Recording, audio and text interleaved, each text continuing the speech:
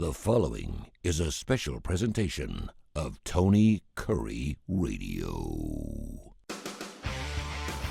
From hot dogs to cool kitties, this is Darkside of the Pooch. Welcome back to another Dark Side of the Pooch, brought to you by Sasquatch Toys and Comics down there in beautiful Homewood.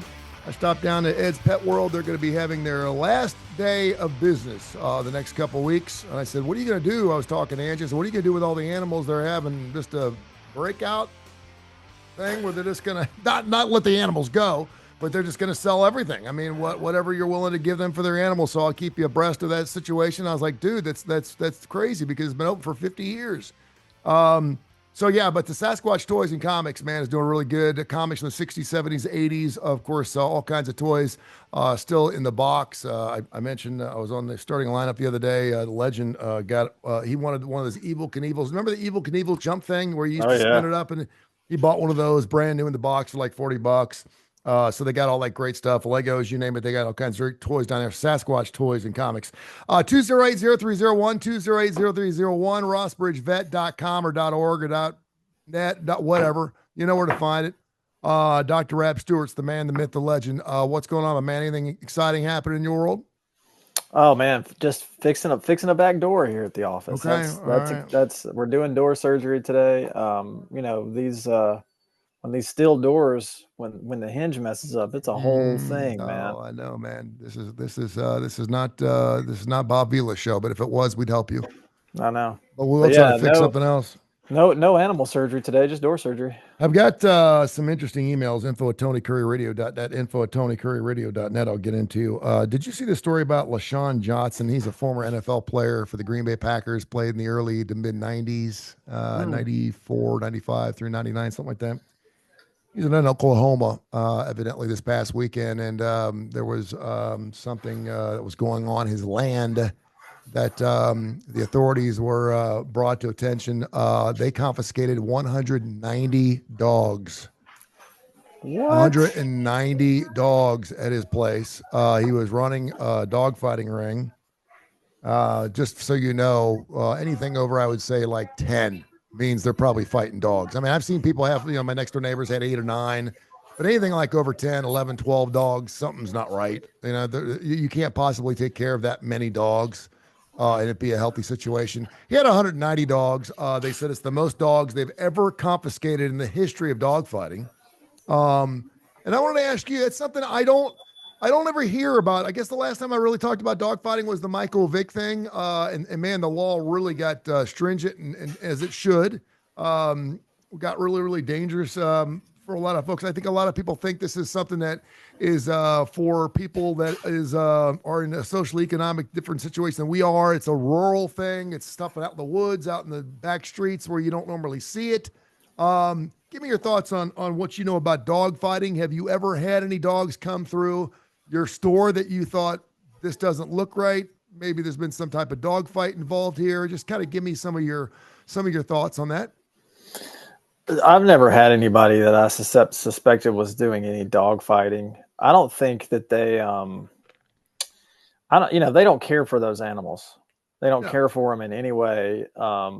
If they get hurt, they probably just kill them. Mm-hmm. They don't, maybe they've got this guy, maybe he's got some deal with somebody and just pays them a ton of money to do backdoor stuff. I don't know, but, I've never had anybody that I felt like was doing this. I just don't get it. I mean, it's disgusting. It is disgusting. It's brutal. It's inhumane. Listen, dogs fight enough as it is, Mm-hmm. I mean, you got 2 dogs on a leash walking in a neighborhood, and if they don't like each other, then, Mother Nature takes over and there they go. But to force them to fight is just sickening. Can a fighting dog be rescued and reformed? I think so. Okay. Yeah, I think so. I mean, I don't have any experience doing it. Yeah. But, it's a lot of times it's about the environment. You have a dog that goes is in one home and the owner gives it away or takes it to the shelter or, whatever. and then the next home it finds, it does great. Yeah. So sometimes it's just environment. I told you the story. I had 3 chickens. One was called Dover. It was a black chicken. It was a beautiful chicken. And my son was kind of a therapy chicken for Xavier, my special needs boy. And he got to the point where he started pulling its feathers out. And I said, listen, you can't pull the feathers out of the chicken. And it was just one of those things. And I said, listen, we can't have the chicken anymore if you're going to. And he held that chicken on his lap for a couple hours every day after school. I mean, he held that chicken, and it is nasty, as dirty as chickens can be. And he used to kiss it and everything else. And so we decided it was time to get rid of the chickens. So I put them in a crate in the back of my pickup truck, and I drove out 280. And I thought, I'll find a nice watering hole. I called several places, asked them if they wanted their chickens. They're like, no. Now, of course, chickens are like, now they're like $4,000 or $5,000 a piece because eggs are going for $8 a piece. But I had several people say, no, we really don't want. So I was trying to find, I was hoping to find another group of chickens because, sometimes they're just walking around people's backyards, because we got a couple of here in our neighborhood here where they just let the chickens walk around their front backyards. And I thought, I'll just drop them off where it looks, and I could not find a place to save my life. And I wasn't going to leave these chickens just on the side of the road. So I saw a house on the left-hand side of the road down towards Childersburg, maybe 20, 30 miles out, where I saw a bunch of roosters. And each rooster had its own house. There were about 12 of them. And I thought, wow, this guy really takes care of his roosters. And so I went to the back door and I knocked at the door and no one answered. And I knocked again. And next thing you know, some guy come flying down the road in a pickup truck and pulled out in front of the yard. He goes, can I help you? And I said, yeah. I said, I got some chickens out here in the back of the car, and I was looking for a safe place to drop them off. He goes, well, you don't want to drop them off here. I said, okay. He goes, well, yeah, we have roosters here. And I said, okay. He goes, they'll get killed. And I said, okay. I said, no mate, no. He goes, no, these ain't those kind of roosters. And he goes, as a matter of fact, you want to come back on Saturday night at 7:30, I'll show you what kind of roosters these are. And I just was kind of like, wow. And it's a rooster. So chickens are different than dogs. I know that, but I still don't get it. I know we eat roosters and eat chickens. We don't eat dogs. I get it. There's a big difference between chickens and dogs, but you're still fighting animals. And for sake of having animals, is fight for betting purposes and stuff, I think is just sick. But I was like, wow. And I talked to a couple friends who are like, oh man, there's chicken fighting out 280 every Saturday night. Like hey, several Northwest Alabama, man. I had no idea. I had no idea. And so, it doesn't surprise me to know that there'd be dog fighting. And I guess there's a large amount of money. I'm thinking a former NFL guy seems like he should have been doing okay. For the same reason I don't get guys who are dealing marijuana. They're in the NFL for 10, 12 years. They're getting their severance, they're getting their money, and then they get into dealing drugs. I don't get it. But no, I thought it was interesting. And for the most part, I don't think it's as relevant or prevalent as it used to be before. I think the Michael Vick thing really was an eye opener for a lot of people. He went to jail for a long time. I mean, for years. Well, he went to jail, and everyone's like, he just ruined his career. And sure enough, he comes back out. He's still one of the first guys ever to get 2 $100 million deals. He came back, paid his restitution, if you will, and got back into the NFL and got himself $100 million contract out of it. And now it's hard to believe he's an advocate and he's a speaker for the Humane Society and I still can't believe that you can be reformed enough to the point where you're fighting animals and electrocuting them by dropping them in garbage cans full of water. And now you're an advocate of caring for animals, but so be it. So it is what it is. You got to rehab that image, man. Hey, maybe he didn't know any better, Well, I think sometimes too, it is a social economic thing. I think it's how you're raised. And not to say that, wrong is wrong. What's my dad used to say, if everyone's doing it and it's wrong, it's still wrong. And if everyone's doing it, if one person's doing it's right, it's still right. It doesn't matter who's doing it. If it's right is right, is wrong. So yeah, I thought that was kind of interesting. I also saw the story. This is a family show. But I can send you the story, and I'm pulling it up because I want to make sure that I say it right.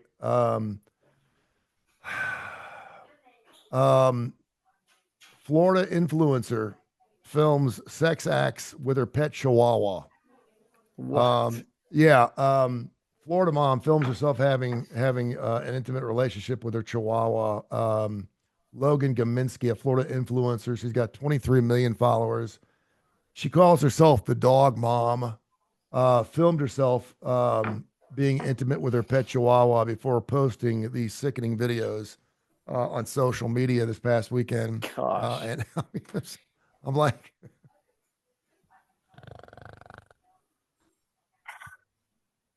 first of all, it's bad enough you're doing that, and to actually think that people would want to see that, to post something like that. I mean, you're just basically sticking your hands out in here. Put the cuffs on me. I mean, is that legal? Is it illegal? No, it's not legal. It's I mean, what do they call it? Husbandry. You can't do that. And and I'm trying to think what social media platform can you even post something like that? Can you do that on Instagram or something? You can't put pornographic stuff on Facebook or X, or I don't think, unless there's some social media platform out there that I don't know about, which it sounds like it does. It's another reason why I don't like social media. I'm getting to the point where I'm just like, it's part of my business. I have to post stuff. I post my shows, and that's it. I mean, I'm trying to wrap my brain around this from so many different angles. So, like, I'm sure that Chihuahua is too. I mean, I'm never speechless, Tony. This story. So, what is she thinking? What is she thinking that her viewers are thinking? And I don't. What are her viewers thinking that she is thinking? She shared the horrific clips with her 15,000 followers on Instagram. She was arrested, charged with 2 felonies: sexual activity involving an animal and filming sexual activity involving an animal. She was seen walking into a squad car into the police station in handcuffs. She had a glum expression. And what's amazing is this gal is I mean, she's looker. I hope there were drugs involved. Oh my gosh, I do too. Anyway, I just thought I'd bring that up just because, you know, I usually put the word pets, dogs, and cats, and then I Google it and I put news in there, and sometimes some newsworthy stuff comes up, and that was the first story that came up, and I thought, my goodness gracious. Is she American? Is she American? Is she? Yeah, she's. What's her nationality? Her last name's Gaminsky. Received information from an anonymous tip that Gaminsky posted a video to Instagram depicting sexual activity with a dog. They basically said she was abusing the animal. She also gathered additional information, described herself as a dog mom on Instagram, and calls herself a content creator who generates sexually explicit photos and videos to sell on the internet during her police interview. Okay, well, that kind of explains things. Multiple posts on her cuddling and kissing her dogs were shared on her Instagram post. Yeah, this is just a sick, that's a sick puppy. And it was a Chihuahua. Yeah. So size doesn't matter. Evidently. Evidently it doesn't. Just trying to find a way to end that. I know. I say thank you. Let's go out on that note. Info at TonyCurryRadio.net. Info at TonyCurryRadio.net. Pete in Birmingham wants to know: can I give my dog Claritin D? Yeah, sure. We're finally getting. I don't remember it being this good, to be honest with you. I don't see. There's not as much pollen. It usually just comes out like it's a giant thing of yellow garbage. And one day you just wake up and it's like, and you just wake up and it's all over your car. It hasn't been really, really bad, at least around this area. But antihistamines, what can dogs take? Is there something special for your pet to take, or do you just take over-the-counter stuff? Zyrtec is the over-the-counter one that probably works the best. Okay. It's only going to work in about probably 25% of dogs. Cats don't really get the same type of allergies that dogs do. So we're mainly talking about dogs right now. But yeah, they can have Zyrtec. The generic form is called cetirizine, and they can have that a couple times a day. It's kind of a range of milligrams that they can have. It may work. It's worth a shot. So we talk to owners about it, but most of the time the dogs end up needing prescription strength stuff. And how will you know if your dog is having issues with its allergies? They do a lot of scratching, do a lot of licking of their paws, and maybe their bellies. They get kind of itchy on their basically feet and kind of bellies. usually where it occurs most commonly, where they come in contact. I think I may have one sitting right behind me because I keep mentioning he's been licking his paws and stuff, and I know he's been looked at and stuff, but that maybe having something. But they don't sneeze like us. It's not No, like they don't have a runny nose or anything like that. no, Okay. it's not a nose or a sneezing thing as much as it is conjunctivitis and dermatitis. Okay. Info at TonyCurryRadio.net, 208-0301, or to stop by and see him. I was actually in your neighborhood the other day, and I texted you and said, "Are you in the shop?" You were out of town, and I'm glad to hear that. But I was right next door. I was going to stop on down and see my friendly little veterinarian friend at the Rossbridge Animal Hospital. You can do that anytime you want. Just check out, if you want to find out what the place is really about, don't tell them you're coming. Just go in and check the place out. See how it's run a little bit, and you'll see it's one of the best of the best.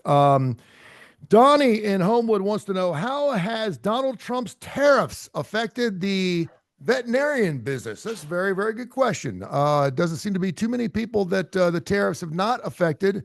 Do the majority of your drugs, your scalpels, any things you get, your masks, does that come from Canada, Mexico, China, Taiwan, wherever? Yeah, a ton of it comes from all over. So there was an article the other day, and I really try.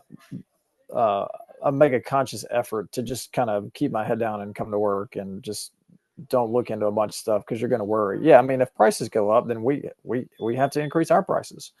And there was somebody the other day that was complaining about how, well, 2 years ago it cost this. I said, well, yeah, well, 2 years ago it cost me this, Yeah. and now it cost me that. Or cost me that, now it cost me this. And yeah, I mean, unfortunately, in the end, the consumer is the one that has to deal with it. And then if it gets bad enough, then the business owner will have to be the one that deals with it because the consumer won't come in anymore. Yeah. But yeah, I was reading an article the other day about how the tariffs are going to affect certain things, certain medications that we buy, certain disposable things that we use. So we'll see that passed along to us, and unfortunately, we'll have to pass it along like everybody else does. What specifically can you think of is something that is going to go up in price? Lots of pharmaceuticals will. Some of our hospital supplies will. I don't know. I don't think pet food will, but a lot of pharmaceuticals will. Okay. Info at TonyCurryRadio.net. Julie in Birmingham wants to know, she wants to paint her dog's nails. Is it okay to use human nail polish, or is there a special nail polish for animals I can use? She also is asking about painting her dog. I know there's some special paint you don't want to obviously use like real spray paint on your animal, but there's a Sherman special. Williams. Yeah, you don't you don't want to go get some Valspar this weekend and take care of Mitzi. You can get ready for the big Auburn win this weekend. But what can you use if you want to go ahead and color your dog with nail polish or spray, or what's available out there? You can use normal human nail polish. It's fine. Okay. No problem. And what if they lick it? It's okay if if it's. Well, no, you don't want it. You don't want them to ingest it. So you need to be sure it dries. If this influencer was painting her dog's nails, she could just blow her nails for her. She'd probably want to do that. She's a dog mom, right? Just exactly. Blow the nails. We had a dog come in earlier today that had its nails painted. Really? But I don't know. Maybe she's onto something. Maybe she could develop her own doggy nail paint. Hey, don't. That's a great idea. Yeah. You start it today, and I bet you'd be a millionaire by tomorrow. Yeah, start it. Are you surprised by? Did you see this coming? What's happening in the pet world right now is really incredible. I mean, great things happen to great people. So I could not be happier for your business. I don't. Are you busting out? I mean, you don't really have any room for money. I mean, you get new business, obviously, and you'll take new business. But I mean, you're busting out, right? I mean, you're pretty much from the minute you get there to the minute you're gone, correct? Yeah, I mean, most days. I mean, could you? Well, I guess I'm asking a very personal question, but could you get bigger? I mean, do you want more customers? Because always we're doing that. But I mean, I never saw, and maybe it's because of my investment in my animals. Over the last 4 to 5 years, I've gotten a lot closer to my animals because of my personal situation. But we know I mean, the billions and billions of dollars that the animal industry is now is influencing us with is crazy. I mean, it's almost twofold every other year. It's amazing what we're spending on our pets. It's great. I'm glad to see people taking care of their animals, but we're talking about bodysuits and leashes. And I mean, it used to be, you used to get like a special collar, and that was now it's like you're outfitting the entire animal. It's just crazy what we're spending on our dogs, and most of it is this refrigerated stuff that is just taking the world by storm. Yeah, I mean, the animal industry is kind of recession resistant. It's not recession proof, but it's resistant. And it doesn't, when the economy goes through really bad times, the profession will feel it, but it won't feel it near as bad as other, like, retail and things like Yeah. that, other services. But yeah, I mean, first of all, it's owning a pet and taking care of it it's expensive. It just is. There's no way of getting around that. It's almost a luxury. Um, and because we care about the pets so much, the quality of care goes up. And so the expense of care goes up. Um, but the pet industry grows every year because people care and they're becoming more and more like family members. So, I mean, I guess I just kind of, I don't really have like a long horizon. I just went to school to do what I do, and then I got a job, and I just keep coming to work. But during COVID, you were an essential business. During COVID, did you go, okay, kids, in a couple of years, it's going to be on? Because I mean, the Well, ownership went through the roof, right? yeah. So COVID helped us a lot. Yeah, no I doubt. mean, COVID was really good to us, but now it's pulling back. Now we're seeing pre-COVID numbers, and when we were seeing maybe 400 animals a month. Well, now we're seeing 350. So some of that is because people got puppies and kittens, and you have to come in more often when you have a puppy or kitten. You're Mhm. coming in once a month for 4 or 5 months. But so now but some of those people that got animals, they didn't, for some reason, they didn't come back. They didn't Yep. come back. And but like we mentioned, the veterinary industry is veterinary, or it's recession resistant, resilient, but not proof. But I mean, we we have been blessed here, but the industry as a whole is starting to pull back because people they're getting gouged everywhere they go. Yeah, and like anything else, when something gets hot, everyone jumps in. Are you seeing more? It's not like you can become a veterinarian. You have to go to school for this for years to become a veterinarian. Are you seeing more veterinarians now? Are you seeing more luxury places? You don't need to be a veterinarian to open up a dog grooming place, do you? I mean, No. do you see more places that are just kind of popping up? Because it seems like I do. Yeah, I mean, the thing is that, so you had this explosion in 2021, and the industry was strapped for people. Like, we didn't have enough vets, we didn't have enough support staff, and now it's starting to kind of shift the other way. But unfortunately, we live in a world that for the most part is reactive and not proactive.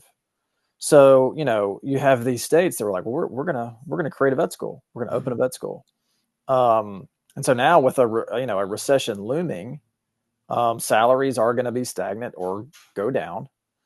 People are going to stop coming in as much. Um, you know, if an animal's due for a wellness visit, they may say, "Well, you know what? We're going to pass on this year." If they Hmm. get sick, they're still going to come in. Sure, If an animal is sick, people are going to bring it in and take care of it for absolutely, the as they most part. should. Yeah, But absolutely. the wellness stuff is a different story. But so now that you have vet schools popping up, you have vet schools that are enlarging their classes. Well, there was no way to see the demand and see the need, so it's more reactive than proactive. And so now what you'll have more than you need, Yeah, which for someone like me, the business owner, that's great. yeah. Having a job market that's flooded with people, that's awesome, because now, like, you have a little bit more control over who you can hire, and that sort of thing. Whereas 3 years ago, it was like, look, do you have a pulse? Okay, great, Yeah, we'll yeah. hire you. We know this, and I'm just going to say it. The reason we want to take care of our animals is because it makes us feel better, not the animal. So when I hear the farmer's dog saying making happier dogs, I know that's not true. Can you just talk about that just a little bit? Because my dog's just as happy as your dog, but I spend a third of the amount of money on dog food as you do on your dog. The only reason you feel good about bringing something out of the refrigerator and yeah, but does it taste better? Maybe your dog's no happier than mine is. No, I mean, and I'm not one that I do not spend a lot of money on dog food. Yeah. I just, I don't. I mean, I feel like it's all marketing. Um, okay, let's take dairy cows and beef cows, for example. Okay. Let's take pigs, for example. Oh, okay. Okay. Good. All right. So, hey, pigs are really smart. Yeah. Pigs are smarter than dogs. Mhm. They just are. A pig doesn't care what it eats. No. I mean, you can feed a pig the same thing every single day of its life, and it's totally happy. So, I have not bought into the dog food marketing scheme because that's what it is. Someone tells you need something. I mean, it's like that. It's like if you're feeding your dog 2 cups of Purina dog chow, which I do, a cup in the morning, a cup in the afternoon, and my dog's in great shape, and you're giving your dog farmer's dog, is your dog going to be healthier than mine? No, exactly. I don't believe so. I don't believe so. Yeah, just because it looks more appetizing and it smells better and it comes out of the refrigerator, don't tell me. I mean, is your dog going to live longer than mine? No. I mean, your dog only knows what the dog knows. The dog knows what you tell it. We had somebody come in and board, and they brought this food with them, and it was, I mean, they said they were spending hundreds of dollars a month on the food, and all it looked like was, it's like if you took kibble and you blended it up, and then you threw cilantro in there. That's what it looked like, and it had like fancy packaging on it. Yeah, and and the dog's name on the package. I'm sure you have to put the dogs. That's really cool. Or it has your dog's name on, and the portions are specific for your animal. Yeah. So it's yeah. And I just don't I don't subscribe to that. I just don't. A dog is going to eat what you put in front of it. Now, it's important to put down good quality.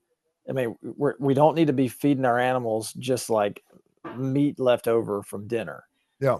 That's not what we need to be feeding it actual dog food that has vitamins and minerals that the dog or, cat food, dog or cat needs. But yeah, I'm not one that's going to buy into the hype. All right. Darkside the Pooch, always brought to you by Sasquatch Toys and Comics. Seth, his entire crew do wonderful work down there in Homewood. They've been open for a little over a year now. They're doing fantastic. Comics from the 60s, 70s, 80s. Trading stuff, Legos, Battlestar Galactica, Star Wars, Star Trek, stuff still in the box. If you find some stuff in your attic, it's never been opened before, you probably have a gold mine. They buy, sell, and trade. And all the comics you can get your hands on. Check out Sasquatch Toys and Comics down there in beautiful Homewood. Tell people how they can find you, my man. Yeah, you can call us at 208-0301. You can find us on Facebook, or we are also at rossbridgevet.com. God bless you. Thank you, sir. Oh, hey, before we go. Yeah. Do you remember the scene in Pee-wee's Big Adventure when he rescues all of the animals from the burning pet store? Yes. So that's that's kind of the image that I have from Ed's. Like just we're letting them all go. Well, they got a couple of animals. They got like a couple of Amazon parrots that have been there, not for 50 years, but probably for 20. And I'm wondering what they're going to do. Someone in the shop, and I know everyone that works down there, someone in the shop's going to have a really loud home in a couple of weeks because they're not going to be. I mean, some of these birds go for thousands of dollars. They have a caiman down there that's 5 foot long. I don't know what they're going to do with that. Tarantulas. Yeah, I just was like, but I went down there and, they don't, the ferrets and all that stuff's gone already. So, they're still selling rats though. I got a rat for my snake. Yeah, that's still good. Anyway, all right. That's what came to my mind. Thank you, my man. I'll talk to you a little bit. See you, bud.